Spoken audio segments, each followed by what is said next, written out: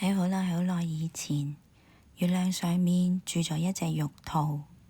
佢每一日晚上，無論天氣係炎熱抑或係寒冷，無論吹住微風定係颳住大風，玉兔都會喺月亮上面睇住每一個小朋友瞓覺。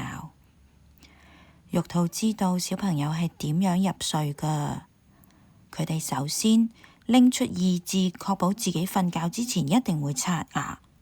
然後佢哋就能夠坐喺爸爸或者媽媽嘅腳上面，畀佢哋溫柔咁樣抱住，聽佢哋講佢最鍾意嘅故事。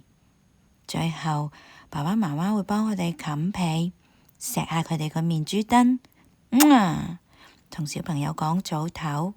最後小朋友就黑埋眼睛，香香甜甜咁樣瞓着咗啦。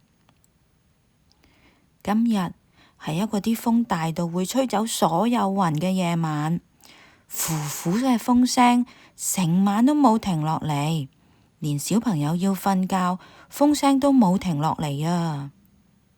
似乎呢啲秋風要一直吹，一直吹，直到將夏天吹走為止，讓秋天可以完全覆蓋大地，先至會停落嚟咁樣。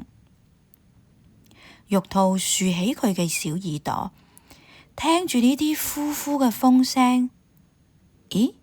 突然間好似除咗風聲之外，仲聽到啲咩聲咁嘅？玉兔個耳朵向左轉，又向右轉，揾下嗰啲聲響邊度嚟先。然後佢帶住好奇，向住聲音嘅方向跑，發現原來有一個姐姐喺度喊啊！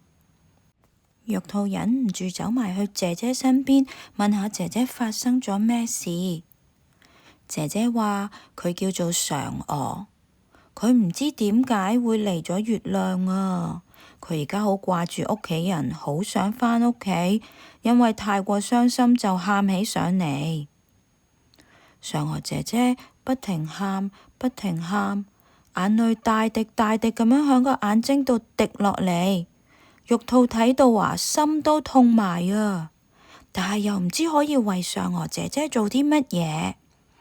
佢只好喺嫦娥姐姐嘅腳下面坐低，陪住嫦娥姐姐，等嫦娥姐姐可以安心咁喊。嫦娥姐姐喊咗好耐好耐，地球上面嘅小朋友全部都瞓晒，嫦娥姐姐先至開始覺得有啲攰，佢瞓咗落嚟。突然間，玉兔就知道佢可以為嫦娥姐姐做乜嘢啦。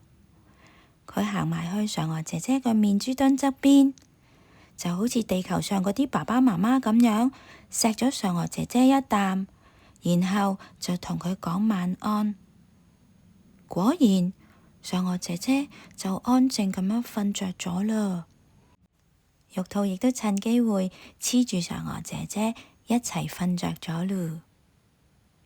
喺8月15呢一日，月光好似特別光咁樣。月光為咗唔好嘈醒嗰啲瞓得好冧嘅小朋友，佢喺天空嘅一角安安靜靜咁樣照住我哋呢片大地，守護住每一個小朋友，直至到太陽出嚟。